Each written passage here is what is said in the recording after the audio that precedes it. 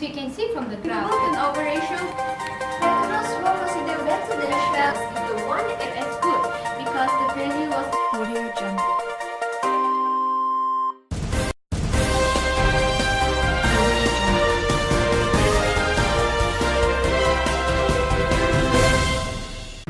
Hello everyone, welcome back to Glorious Holder. In this episode, we will discuss about financial analysis between two great oil and gas companies in Malaysia, Shell and Petronas. Here we go.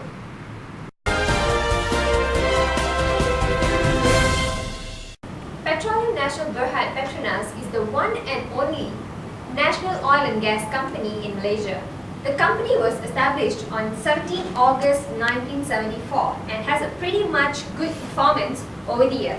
This company is wholly owned by the government of Malaysia and vested with the entire oil and gas resources in Malaysia.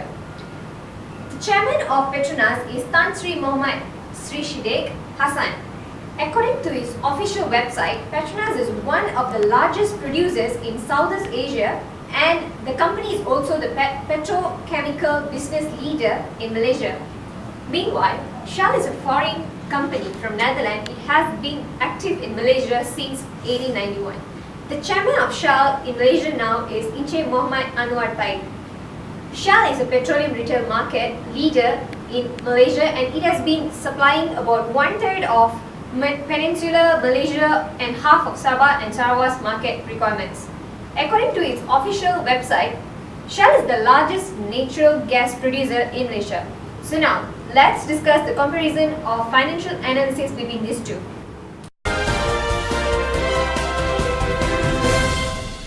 There are 4 types of ratio. Different ratios measure different aspects of management. Liquidity ratio measures a firm's ability to pay back their debt over a period of time. Between Shell and Petronas, which company is able to manage their debts well? Okay, let's take a look. According to the graph 1, Petronas was doing well because the current ratio is more than 1. Although it shows a slightly decrease in 2013, but it increased again in 2014. It means that Petronas has enough resources to pay its short-term debt. From year 2012 to 2014, as we can see, Petronas quick ratio was more than 1.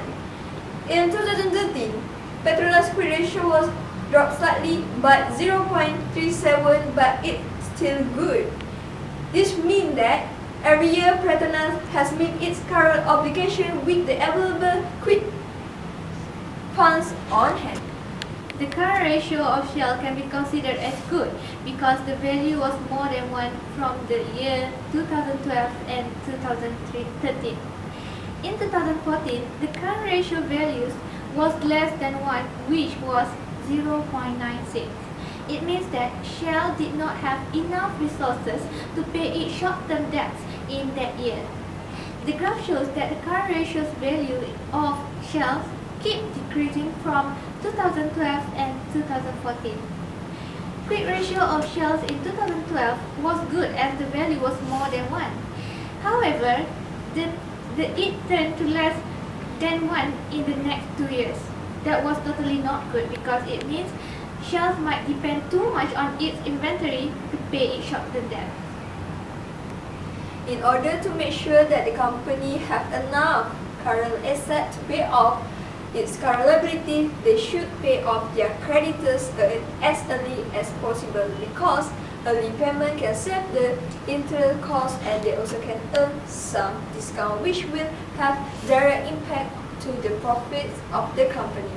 Secondly, they also can sell their unused fixed asset and it can increase the cash or bank level.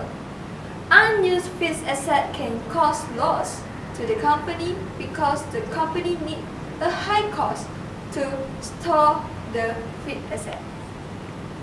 In order to increase the quick ratio, the company needs to improve the inventory turnover ratio because by faster conversion of inventory into debtors and cash, the quick assets would rise, resulting in an improvement in the quick.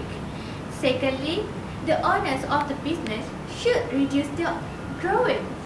This would lead This would lead to higher level of current liabilities to fund the current asset instead of use of honest funds for current assets. Thus, it will result in direct reduction of quick ratio. Second, asset management ratio is used to measure how efficiently the firm is using its asset. I bet my national brand Petronas would be better in this. Is it correct? Let's have a look. Okay. Next would be the asset management ratio. Okay, the inventory turnover ratio of Petronas was not really good because the ratio was considered too low, which indicates as a signal of inefficiency. In year 2012, the inventory turnover took time for 21 days, but then it decreased drastically to 8 days for the next 2 years. Receivable turnover ratio for Petronas for each year was more than 1, but the figures are much lower compared to Shell. The receivables turnover ratio of Petronas in 2012 was high at first, but then declined in 2013 before it increased slightly in 2014. As we can see from the graph, the inventory turnover for Shell in 2012 is 27 days and it increased in 2013, which was 34 days. In 2014, the days of inventory turnover for Shell decreased to 20 days. Therefore, we can conclude that Shell was really efficient in managing their inventories because the inventory turnover ratio was not too low or too high because it less than 90 days in all 3 years. Shell also performed better than Petronas in receivable turnover ratio. Shell's receivable turnover ratio in each 3 years was totally high, which it indicates Shell is effective in extending credit and in collecting debts on that credit. As for suggestion, in order to get a better inventory turnover ratio, the company should not buy their inventories more than the demand from the market. They should replan their marketing plan and re-identify what is the average amount of customers who buy their products so that they can identify the amount of inventories that they should buy. Thus, this will help them from overspending their expenses on purchasing inventories. Besides, the company also should increase their sales so that their inventories can keep changing due to the sales that they generate. Okay. While to increase the receivable turnover, the company should allow the credit sale to their customers. If the company allows credit purchase, it can increase the sale because most of the customers can pay it by installment, which means it can give direct impact to increase the profit. But the company needs to be efficient and creative in collecting the debt back by giving cash discount to customers. This way could also decrease the probability of having a large amount of bad debt. Next is debt management ratio. It functions as a measurement of a company's total debt amount compared to its total financing amount. In other words, it is to measure how much a company's operation that comes from its trade receivables. Shell and Petronas, which company would be better in this ratio? Petronas were considered better than Shell in this ratio because Petronas' debt ratio from year 2012 to 2014 were maintained to be lower than 33%. Debt ratio should be lower because it measures the portion of the firm's total assets that are financed using debt. Based on the time interest earn ratio graph, Petronas has shown a good performance.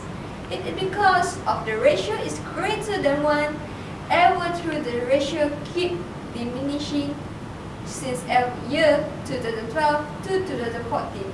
It can be considered good because the ratio is still more than 1. It means that Petronas does not burdened by the debt expenses and they are able to pay the debt interest.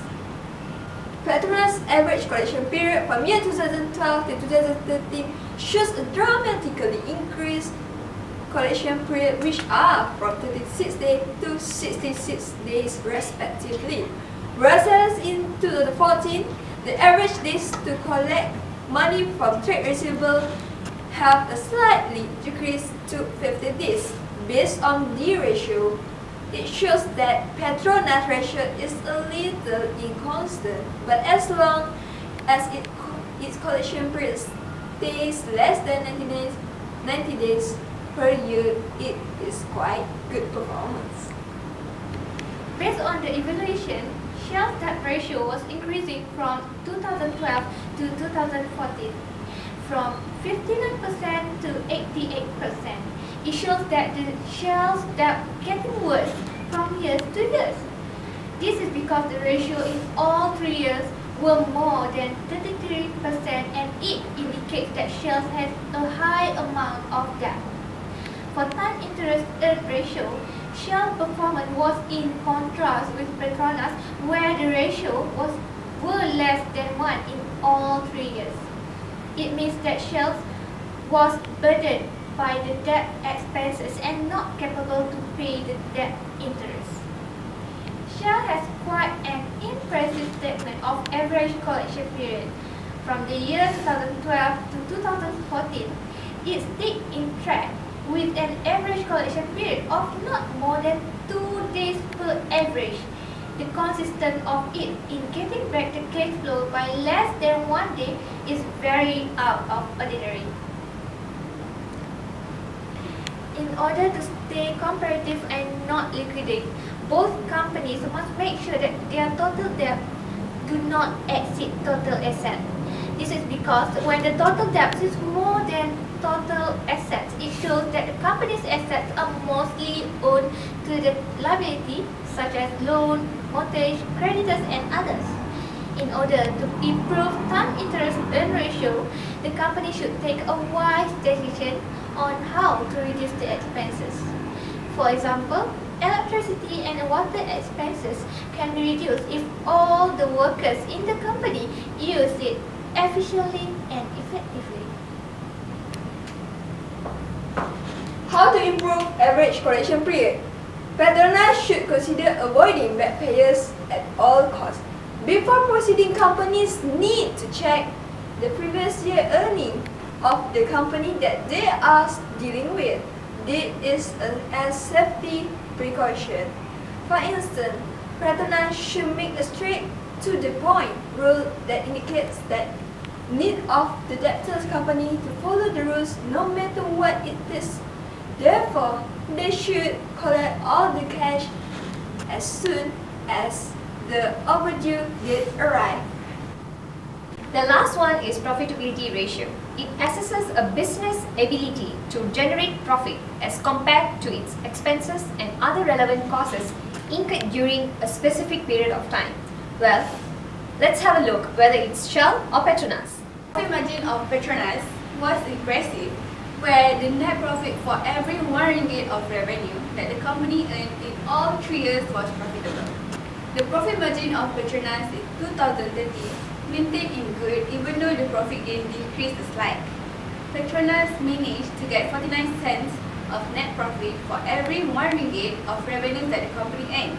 In 2014, the profit margin of Petronas ascended from the preceding years. Petronas can generate good return on total assets even though there was a slight decrease in 2014. But it can be said that Petronas shows a good performance since they can get the net profit for 3 years consecutively and show a good performance in the industry. It also indicates that Petronas generates high productivity and efficient in managing their assets. Petronas return on equity from year 2012 to 2013 shows a slightly increase from 0.15 to 0.20. As for year 2014, it dropped slightly to 0.19. Therefore, for every 1 ringgit invested in 2014 by shareholders in Petronas, the shareholders will earn profit of 19 cents. Petronas shows a great improvement in its earning to shareholders. The profit margin of Shell in 2012 was less than zero, which indicates that the company did not earn any profit at all. The profit margin of Shell was still in negative, which they burdened a net loss of 2 cents for every 1 ringgit revenues earned. Shell still could not stabilize its profit margin in 2014, and their net loss even increased to 86 cents for every 1 ringgit revenue earned. Based on the graph, Shell generates a negative return on total asset, and it keeps decreasing since 2012 to 2014. This happened because Shell did not get net profit for 3 years consecutively. It indicates that they might generate low productivity with their asset and they need not fully utilize their assets. For return on equity, Shell keeps creating loss for its shareholders. In the year 2012, the company made a loss of 6 cents and increased immediately in the year 2014, as it shows a quite big amount of loss. Therefore, we can conclude that for every 1 ringgit invested in 2014 by shareholders in Shell will face a loss of 33 ringgit 66 cents. In order to increase the profit margin, the company should cut the operation cost instead of increase the gas price, which will cause them to lose their customers. When the costs are reduced, the gross profit margin will increase. Thus, the high gross profit margin could remain high even when subtracted by the other expenses in order to get the net profit of the year. They also need to reduce their cost of goods sold. It is because cost of goods sold will reduce its net sales. In order to make sure that both companies can generate their assets effectively and efficiently, they need to reduce wastage. For example, if there are more workers than actually, it can increase the expenses and it directly can decrease the amount of net income. Secondly, they should replace old equipment with new and high technology equipment to increase their productivity. It is because the old equipment cannot generate as much product as the new equipment can. Thirdly, they also need to find ways to reduce the amount of expenses. It is because high expenses can reduce the amount of net income. To make the company more profitable is by having a high asset turnover ratio. This is because whenever the companies keep on rolling over its assets, it means that their financials were in a good position. As for the potential shareholders, they might be considering of investing in the company, especially if that company shows negative return on equity. Thus, if a company wants to attract back the shareholders, they should take a look back on their statement of return of equity and make it profitable.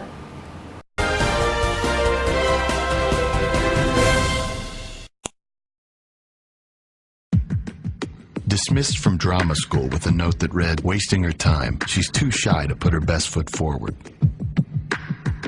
Turned down by the Decca recording company who said, "We don't like their sound and guitar music is on the way out." A failed soldier, farmer, and real estate agent. At 38 years old, he went to work for his father as a handyman. Cut from the high school basketball team, he went home, locked himself in his room, and cried. A teacher told him he was too stupid to learn anything, and he should go into a field where he might succeed by virtue of his pleasant personality. Fired from a newspaper because he lacked imagination and had no original ideas. His fiancée died, he failed in business twice, he had a nervous breakdown, and he was defeated in 8 elections. If you've never failed, you've never lived.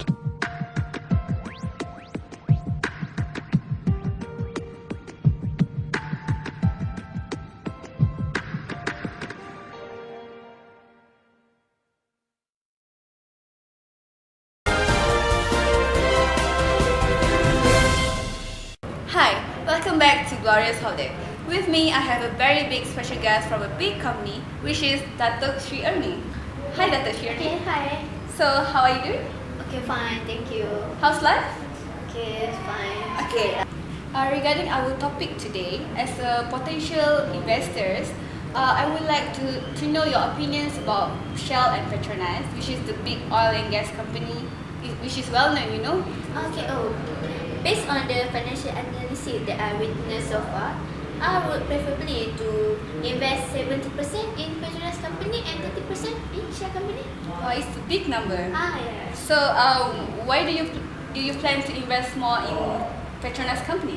Okay, the main reason why I choose to invest more in Petronas company is because Petronas is the domestic company and they are the only one of the oil and gas company in Malaysia. I see.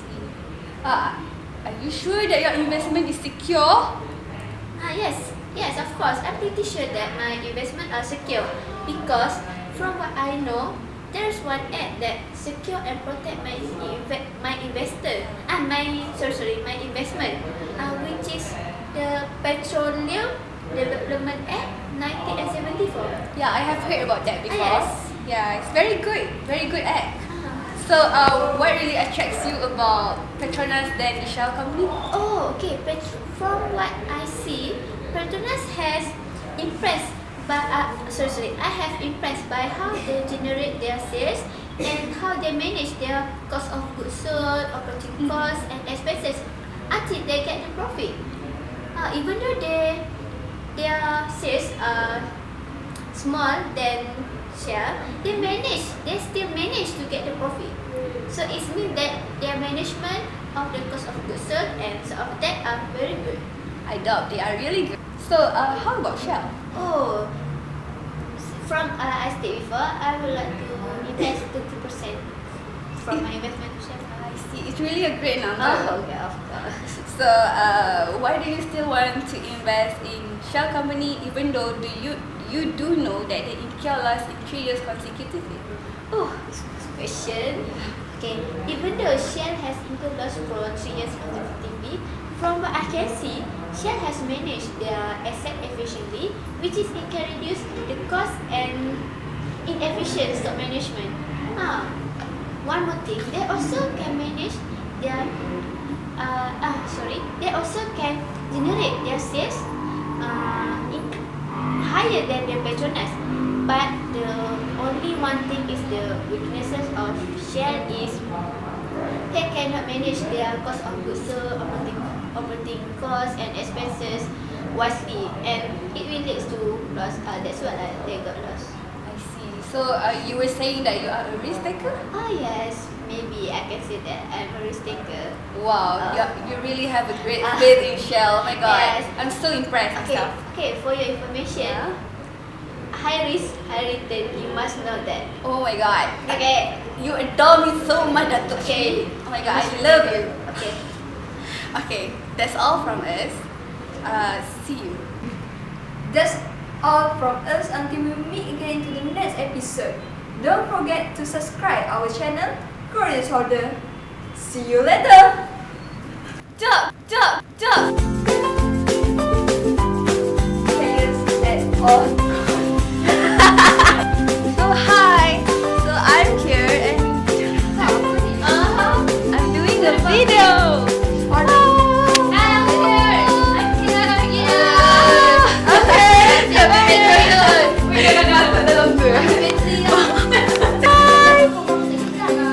It's a video. Oh, okay.